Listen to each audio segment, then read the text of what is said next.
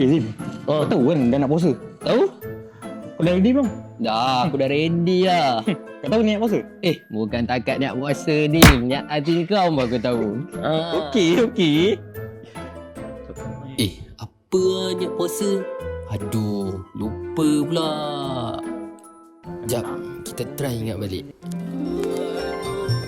صوم غد عن أداء فرض رمضان هذه السنة لله تعالى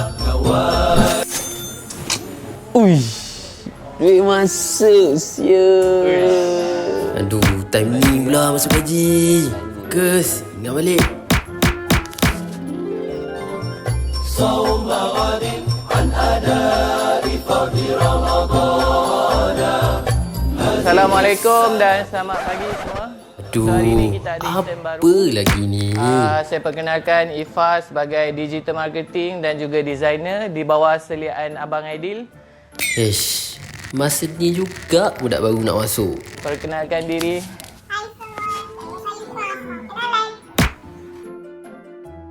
Mungkin Nazim ada apa-apa nak tanya ke? Kacau lah, aku tengah ingat dah puasa lah ni. So betul lah kau tak ingat niat puasa tu macam mana kan?